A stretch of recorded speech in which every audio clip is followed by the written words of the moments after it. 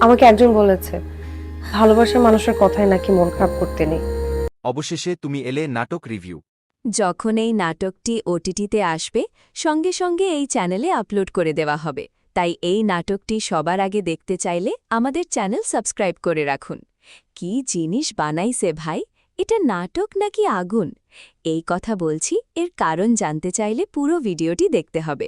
এই ভিডিওর শেষের টুইস্টটা শুনলে তুমি নিজেই কোমায় চলে যাবে, তাই ভিডিওটি না টেনে পুরো ভিডিওটি দেখুন। নাটকের দর্শকদের কাছে বর্তমানে রোমান্টিক ও আবেগঘন গল্পের নাটকগুলোর জনপ্রিয়তা দিন দিন বেড়েই চলেছে। সেই ধারাবাহিকতায় প্রকাশিত হয়েছে নতুন বাংলা নাটক অবশেষে তুমি এলে। নাটকের নাম শুনেই বোঝা যায় এটি ভালোবাসা, অপেক্ষা, অনুভূতি এবং জীবনের বাস্তবতাকে ঘিরে তৈরি একটি গল্প। নাটকটির ট্রেলার প্রকাশের পর থেকেই দর্শকদের মধ্যে ব্যাপক আগ্রহ তৈরি হয়।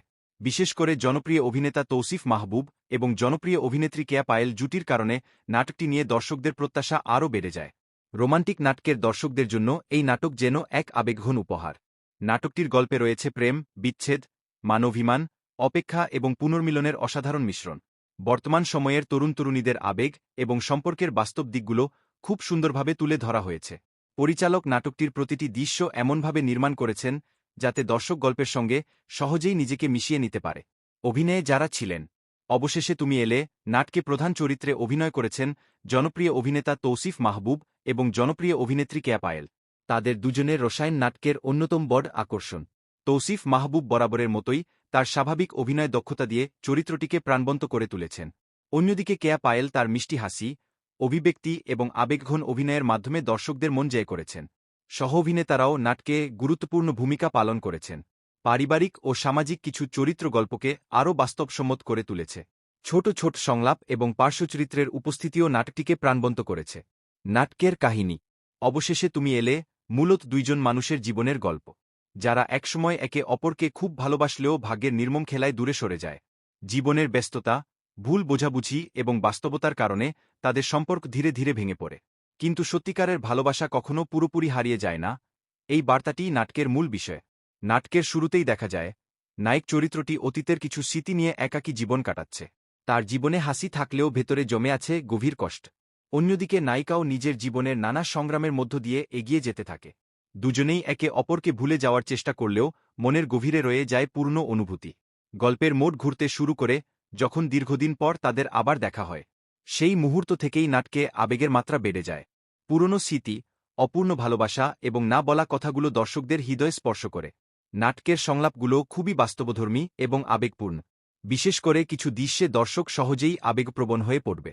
নাটকে শুধু প্রেম নয়, পরিবার এবং সমাজের কিছু বাস্তব দিকও তুলে ধরা হয়েছে।